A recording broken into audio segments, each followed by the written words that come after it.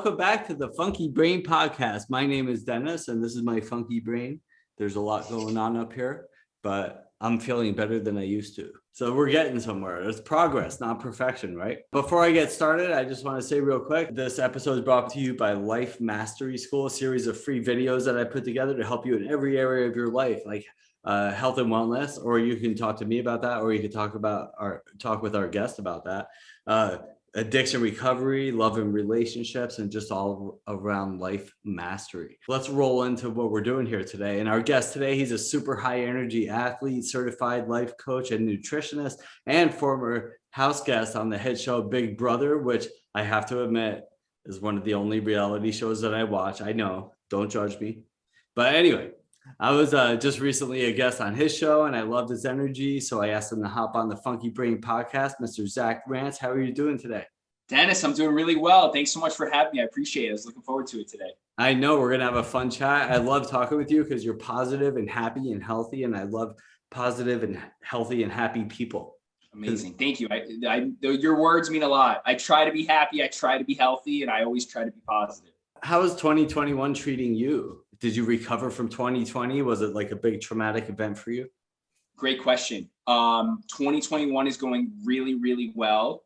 And it's not really so much recovery from 2020. 2020 was the best year of my life. Started running Ironmans. I doubled down on my life coaching business. I started to read more and be more proactive and being more curious and learning more. And 2021 has been just about the same. Right now, I'm just really dialed in on cultivating my healthy habits and destroying my bad ones with no end in mind, no goals, no finish line, no top of Mount Everest. I just really trust the process. But like trying to be really mindful too is the focus for 2021. So to answer your question, man, this has been an incredible year. So share with us a little about your story. Like what got you into what you do today? What inspired you to help others? What brought Zach to this point in his life? I was on Big Brother. At the time, I was 23 years old. I was fresh out of college. I was really egotistical, pretentious, narcissistic. To keep it really simple, I was a douchebag.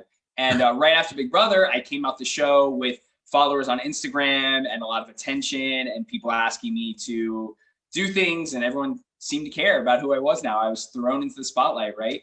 And it really went to my head. And my ego and my narcissism was just inflated from where it was already. So when the next season came around and people stopped reaching out to me and the attention wasn't on me anymore because I identified so strongly with Zach Rance on Big Brother as this like funny, young, high energy, positive person that people loved, when that attention wasn't there anymore, and because I was so held and confined to that identity, I got extremely depressed, severely depressed.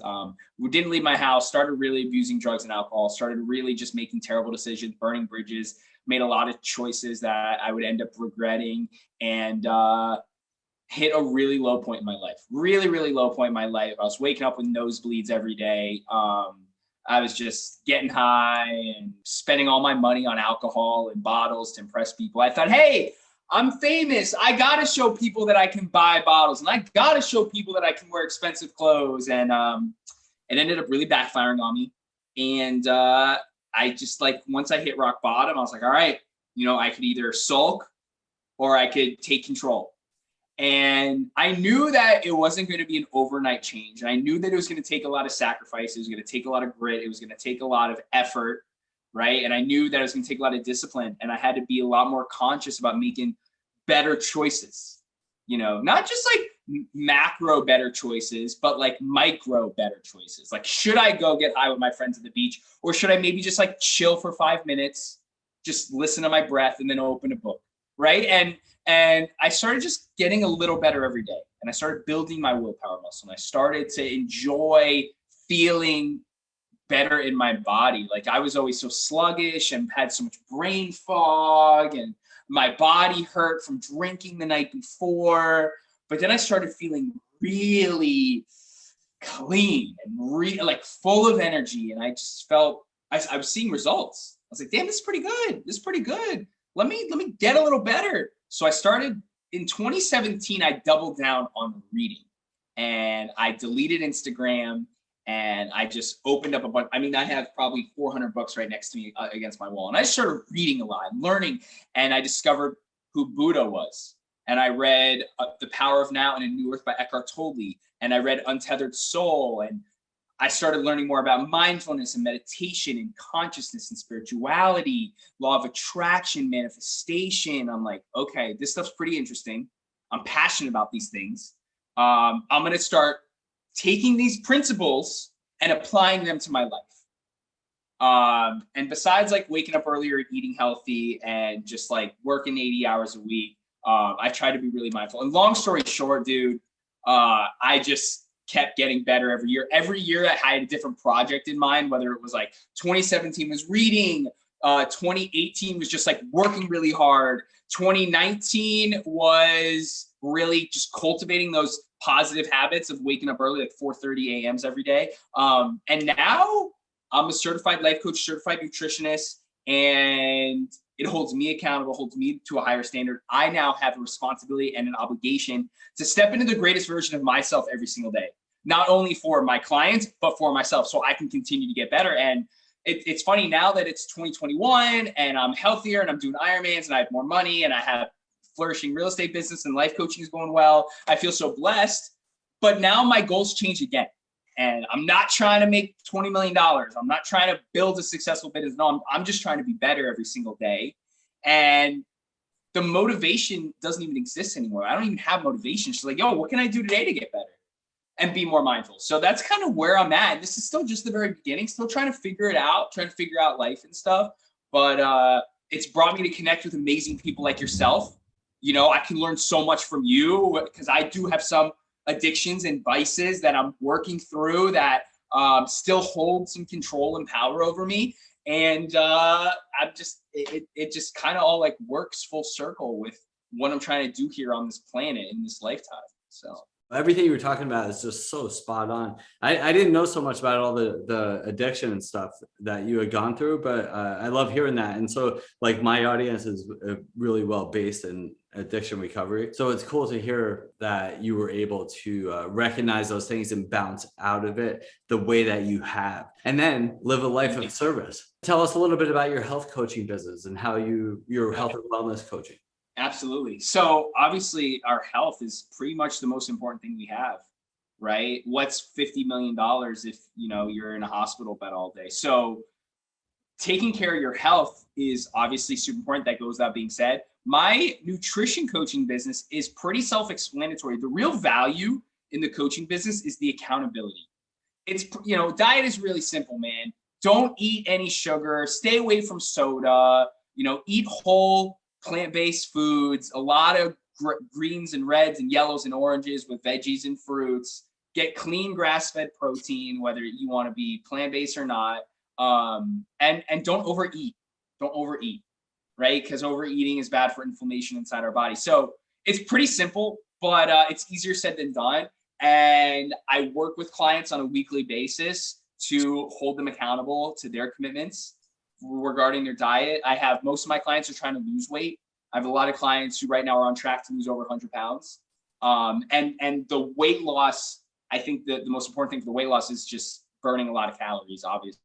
You know, you can eat super healthy, but if you're not getting your ass off the couch and you're not getting your heart rate up and you're not moving, you know, you're just not going to lose weight. So it's pretty simple. It's not rocket science. I've read a ton of books, whether it's Dr. Mark Hyman or Dave Asprey or Dr. Joe Dispenza, Deepak, obviously all these guys, whether they're like quantum healers or whether they're just sticking to the science of nutrition and diet.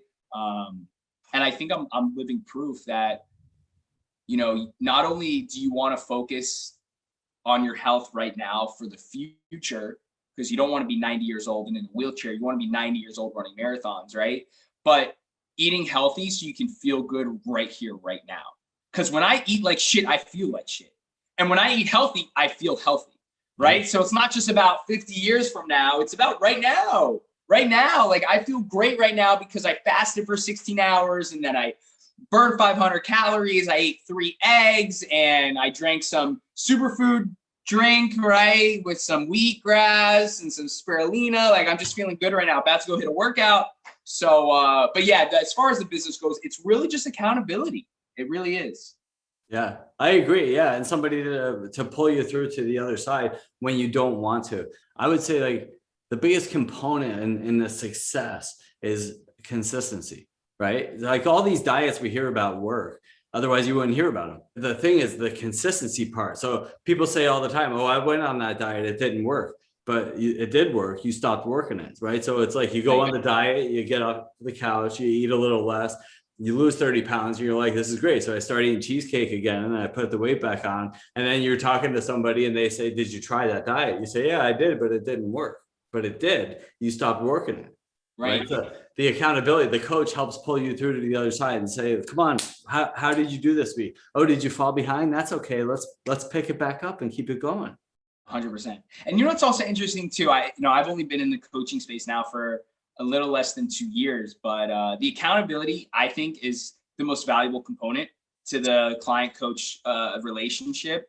But even more so, what's more important than that is the financial obligation, having skin in the game. Yes. Because when a client pays me X amount of dollars to coach them to lose the weight, they're going to make sure that they get their money's worth, right? So you can have someone be accountable to for the next 10 weeks, but once you pay him, 4 figures, you're going to get off the couch and you're going to start moving. So, but you're absolutely right, man. Just having that support, right? Having that support, it's someone that's like there only for you. You can have a friend that supports you, but a friendship is like a tennis match. How are you? I'm doing well. How are you? Yada, yada. It goes back and forth. But a coach is only there for you. I don't tell people what I do. I don't talk about myself. No, this is about you. This hour call is how you're going to get better. And it's like you said, service, dude. It's really great. It's really great. But that's how it works. And if anyone's interested in losing weight or getting their nutrition on track, find me on lifecoachzach.com. For somebody out there that's listening and going, wow, look at you two healthy guys talking about health and wellness. I can't ever get there. What's like a word of advice that you can give to somebody who feels hopeless and that's struggling right now that doesn't think they can get to be the healthy, happy, successful guy? Words of advice for someone who is doubting themselves. I like to focus in the beginning on what we can make the most progress in the shortest amount of time. Right. So identifying your habits. What are your bad habits? Do you watch 2 hours of TV a day? Do you tend to snack at 9 p.m. in front of the couch? Are you sleeping until 11 a.m.? Like identifying your habits and taking real inventory of your good choices and your bad choices, but dialing in on where you can make the most amount of progress in the shortest amount of time. If it's getting rid of that, 4 Diet Cokes a day habit, that just getting rid of that would be massive. You'll see results immediately from that. If you're just like eating, I have clients that tell me they eat McDonald's 4 days a week. I say, how the hell you expect to lose weight when you eat McDonald's 4 days a week? That's just not, you're an idiot, right? So I think just focusing on where you can make the most amount of progress in the shortest amount of time. And it starts with taking inventory of your current habits. Yeah. And the accountability. I agree. And it's like, if people start seeing a little bit of like if you show them the end game, you're like, I can't get from here to the 100-pound weight loss, like you're talking about, but let's not work on that. That's an umbrella goal. Like we're going to get there, but what if we can lose 5 pounds first? Like, wouldn't that be great? And then after that, we'll lose another 5 pounds. And then you start becoming more confident and then you want to do more. So I love that concept. Beautiful stuff. Exactly. Yeah. Those small wins consistently executed over time amount to massive results.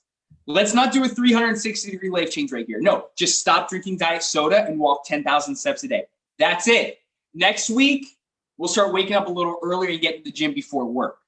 The week after that, right? And the most important thing about cultivating a habit is that once it's ingrained in you and you don't have to go out of your way to do it anymore because it's a habit, you do it without thinking, then you can focus on cultivating and implementing a new habit.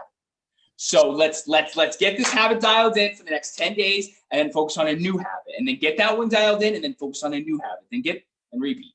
Right. Awesome. So yeah, beautiful stuff, man. So this is one of my favorite podcast questions. It's on almost all podcasts, but I still love it anyway. If you can go back and talk to your 15-year-old self, what would you tell that guy? I would tell him 15. So it would be 2005. Put all my money in Amazon stock. No, real talk though. What would I tell my 15-year-old self? I would tell my 15-year-old self to just be 1% better today than you were yesterday.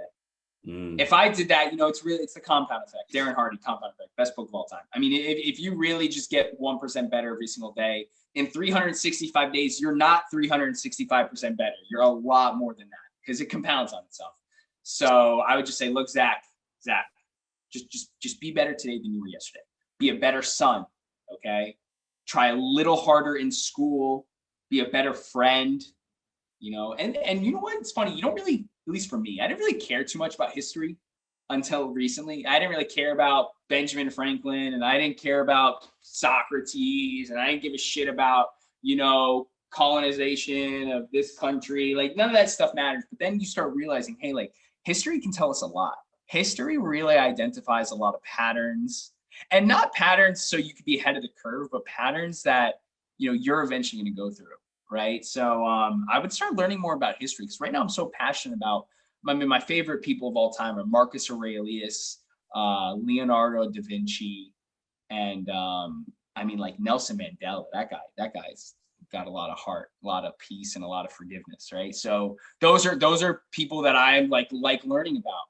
I like learning about their lives, how their master, Leonardo was just a master of his craft, and Nelson Mandela, even though he was wrongfully imprisoned for 20 something years, I think it was 30 years, the guy was in prison, right? And he was nice to every prison guard, and they were like, how are you doing this, right?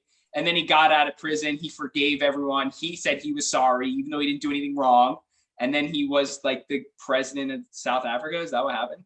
I forget the outcome. I don't know if that was the outcome, but it was something along those lines. Very inspirational, powerful.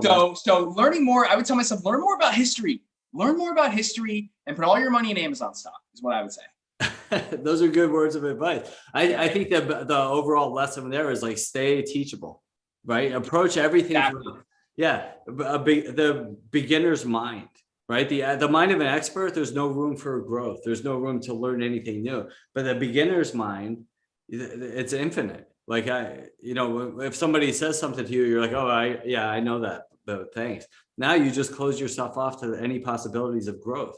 If somebody says, hey, what about this? Be like, interesting. Yeah, I didn't know that. Or maybe I did, but maybe I didn't think of it from that angle. So just stay teachable. I love that. Great stuff. So somebody wants to get in touch with you. Please tell us again how to do that.